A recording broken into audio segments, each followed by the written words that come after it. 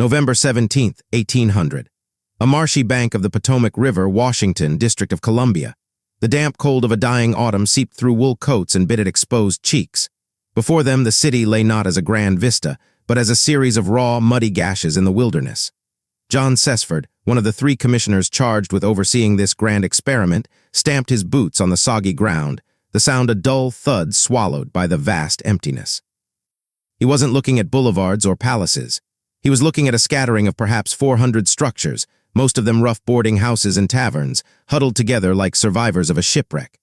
The only sounds competing with the sigh of the wind through bare trees were the distant thwack of an axe, the shouted curse of a carter whose wagon was hub deep in mire, and the constant, guttural croak of frogs from the Tiber Creek marsh.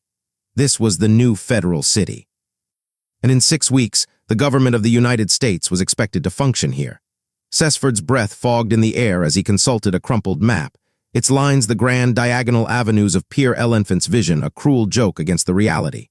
Pennsylvania Avenue, the intended ceremonial heart, was a stump. It ran from the half-finished sandstone shell of the president's house westward, before dissolving into a trail of tree stumps and mud that vanished into a thicket. You could stand at the future intersection of 15th Street and stare directly into untouched forest. The Capitol, perched on its hill, was a tragedy of ambition. Only one wing stood partially enclosed, a clumsy box of stone surrounded by a bristling forest of construction cranes, derricks, and piles of lumber slowly rotting in the damp. The dome existed only in the engravings back in Philadelphia. Beside Sessford, a young clerk named Elias Caldwell shivered, clutching a ledger to his chest. "Sir, the correspondence from President Adams. He is most insistent on the state of the president's house. He asks if the plaster will be dry." Sessford didn't answer immediately. His eyes tracked a line of enslaved laborers, their clothes slick with mud, hauling a sled loaded with Aquia Creek sandstone blocks. Their overseer, a man named Riggs with a face perpetually set in a scowl, barked a command. The sound echoed lonely. "Tell the president," Sessford said finally, his voice flat, "that the plaster is not yet applied. The main staircase is not built. There are no bells for the servants. And tell him the fireplace in the state dining room smokes so abominably it would asphyxiate a guest before the second course." He turned from the dismal sight, his boots sucking in the clay. The city wasn't just unfinished, it was a statement of desperate, audacious faith.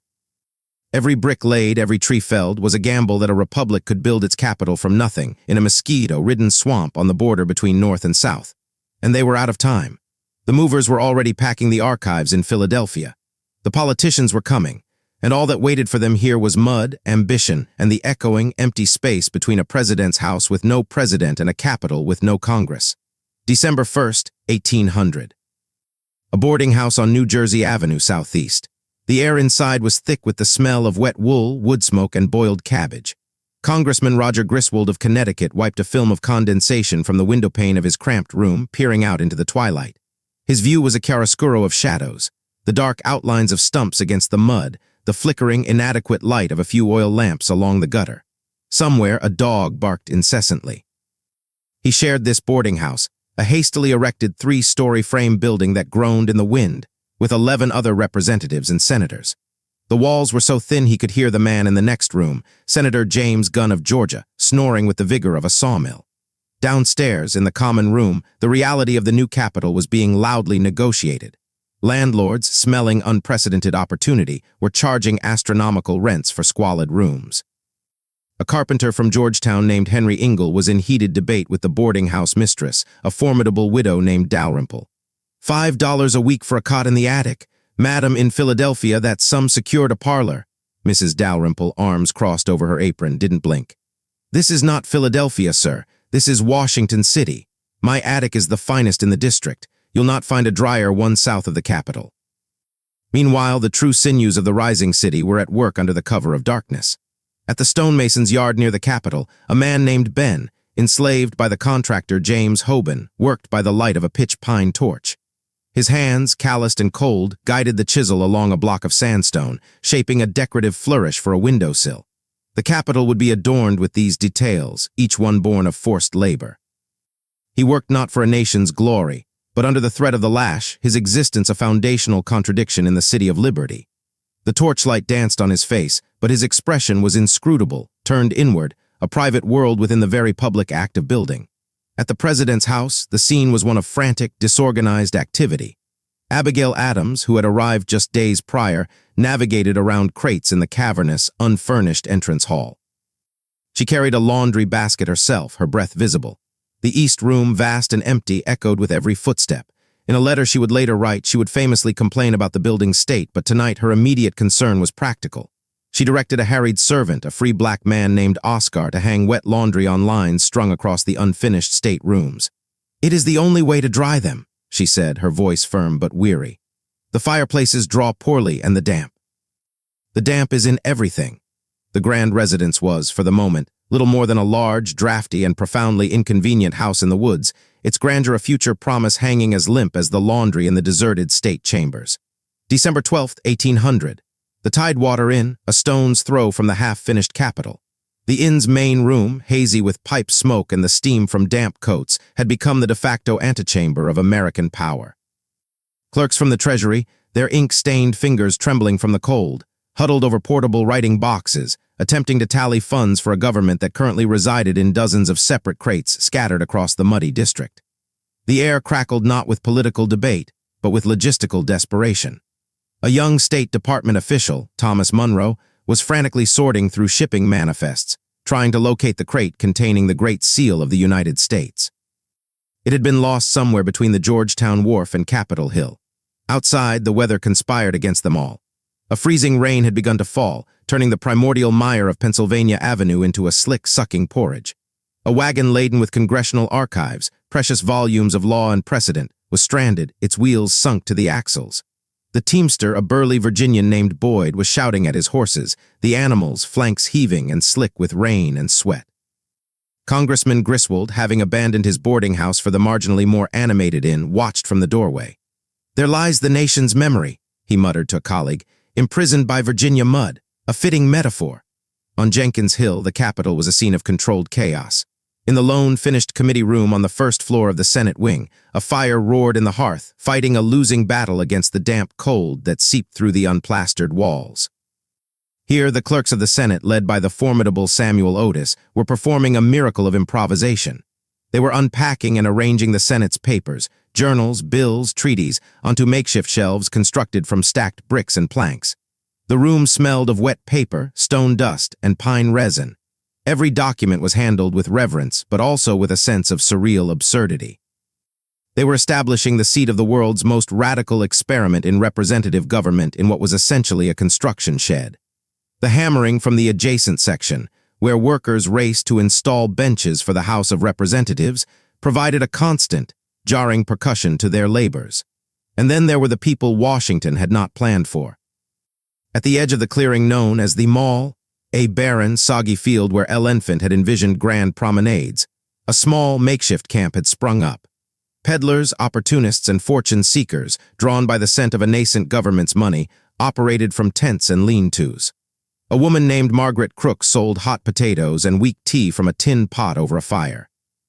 A former soldier from Massachusetts offered his services as a guide and protector against the wilderness and its discontents. The city was not just being built by commissioners and enslaved laborers. It was being conjured piecemeal by the sheer stubborn will of everyone who had bet their future on its existence. It was raw, chaotic, and alive with a kind of desperate energy. The government wasn't arriving to a finished capital. It was tumbling into a chaotic workshop and being forced to build its home around itself while trying to govern a nation. February 11th, 1801.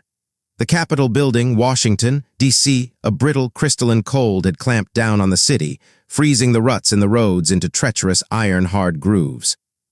Inside the Capitol's completed house chamber, a space that still smelled sharply of fresh paint, varnish, and the tang of wet mortar, the breath of 106 representatives fogged the air. They were crammed into temporary desks, many of them wearing their greatcoats indoors. The room was acoustically poor. Members in the back had to cup their ears to hear the speaker. Outside the tall windows, the view was not of a majestic city, but of a frozen, stump-studded plain and the leaden-gray curl of the Potomac. This was the moment. The formal counting of the Electoral College votes from the tumultuous election of 1800. President John Adams, defeated and bitter, was not present. He was miles away in the still unfinished president's house, packing his belongings. The political air was thicker than the cold. The Federalists, reeling from their loss, faced the imminent transfer of power to their ideological foes, Thomas Jefferson and the Democratic Republicans. The grand experiment was facing its first true crisis of transfer, and it was happening here in this half-built outpost. Vice President Thomas Jefferson, presiding over the count in his role as President of the Senate, sat in a simple chair on a small dais. His expression was serene, but his eyes missed nothing. The ritual was solemn, punctuated by the crackle of the massive fire in the fireplace at the chamber's end. As the teller read the results confirming his own victory, a profound silence fell, broken only by the shudder of a winter wind against the window frames. There was no cheering. The tension was too great, the setting too austere, the future too uncertain. The government, for all its ragged state, was functioning. Power was changing hands peacefully, but the vessel holding that power felt frighteningly fragile. Outside the chamber, in the drafty, circular space that would one day lie beneath the Great Dome, a different scene unfolded. Work had not stopped for the politics. Stonemasons, their hands wrapped in rags against the cold, continued to dress stones for the foundations of the house wing. The thwack of their mallets and chisels provided a steady, grounding percussion to the political drama unfolding just a wall away. Ben, the enslaved laborer, hauled a heavy hod of bricks up a slick plank, his movements rhythmic, automatic. The sounds of democracy and the sounds of its construction were intermingled, inseparable. The Republic was arguing its future in one room while it was literally being built in the next. That evening, a solitary figure walked the frozen length of Pennsylvania Avenue. It was Thomas Jefferson, wrapped in a heavy cloak. He walked from the Capitol towards the glimmering lights of the president's house, a mile of pure desolation between them. He passed the darkened hulks of boarding houses, stepped over frozen gullies, and crunched through patches of remnant snow. He was not just walking to his new residence. He was surveying the blank slate, the magnificent intention he now inherited. The stars above were icy and brilliant, undimmed by any city glow. The silence was near total, broken only by the crunch of his boots and the distant, lonely howl of a fox. The ambition of the place was staggering in its contrast to the reality. He now led a nation from a capital that was, in every practical sense, a frontier settlement. The promise and the peril of it all were laid bare in that cold, quiet walk. The theory had ended. The arduous, muddy work of making a capital and a nation was now his. March 4, 1801. A clearing south of the Capitol, looking toward the Potomac. The morning of Jefferson's inauguration dawned not with pomp, but with a quiet, muddy thaw. The deep freeze had broken, and the result was a landscape in transition, much like the government itself. The frozen ruts softened into viscous streams of muck. Yet a determined crowd of perhaps 1,000 souls, government clerks, tradesmen, curious locals from Georgetown and Alexandria, and a smattering of congressmen, gathered in the open air between the Capitol's north wing and a dense thicket of oaks. There were no grandstands, no orderly procession. People stood on stumps, on crates, and in the ever-present mud to witness the principle, if not the pageantry. Thomas Jefferson, tall and loose-limbed, walked from his boarding house at Conrad and McMunn's to the Capitol. He did so without a cavalry escort or a grand carriage. He simply walked, accompanied by a small group of Republican congressmen and a detachment of Maryland artillerymen who served as an informal honor guard. His stride was purposeful, his attire characteristically plain, a simple gray suit. He entered the Senate chamber, not yet the grand space it would become, but a room crowded with the nation's elite, their breath visible in the lingering chill. The oath was administered. His address, delivered in a voice barely audible to the back of the room, spoke of unity and principle, of every difference of opinion is not a difference of principle. The words floated into the damp air of the unfinished building, a manifesto for a nation being tested. But the true inauguration of Washington City happened not in that chamber, but in the days and weeks that followed. It happened in the stubborn, unglamorous acts of continuation. In the Treasury clerks, who, having finally dried their inkwells, began the meticulous work of assessing customs revenues from Baltimore and Norfolk. In the Postmaster General, who established a weekly mail route connecting the isolated district to Philadelphia and the North. In the decision to plant Lombardy poplars along Pennsylvania Avenue, a gesture of faith that there would be future shade for future generations. Most of all, it continued in the rhythm of labor that never ceased. On the banks of the Tiber Creek, an enslaved woman named Letty, hired out by her owner in Georgetown, spent her days clearing brush and digging drainage ditches with a heavy hoe. Her back ached, her hands were blistered, but her work was slowly transforming a fever-breeding swamp into taxable building lots. She knew nothing of Jefferson's Empire of Liberty. Her world was the weight of the tool, the depth of the ditch, the meager portion of cornmeal at day's end. Yet her exertion, and that of hundreds like her, was the physical substrate upon which the city's liberty was being built. The contradiction was foundational, literal. Every shovel of earth turned, every stone set for a foundation was placed by hands that were both building a capital and bound by its laws. Washington in 1801 was not a city. It was a verb, an act of becoming. It was a collection of decisions made in cramped boarding houses, of ledgers balanced by candlelight, of trees felled and bricks laid, of political ideals argued in rooms that still smelled of sawdust. The grandeur of L'Enfant's plan remained a phantom on parchment, but the muscle and sweat making it real. The commissioners, the entrepreneurs, the enslaved, the clerks, the stubborn politicians, they were the city. They had endured the mud, the isolation, the mockery, the freezing rain, and a bitter election. They had not built a masterpiece, but they had built something far more critical, a foothold, a place where the machinery of government, however rusted and improvised, could grind forward. The story of 1800 was not of a finished capital, but of a precarious, audacious, and deeply human beginning. The experiment had not collapsed in the swamp. It had taken root.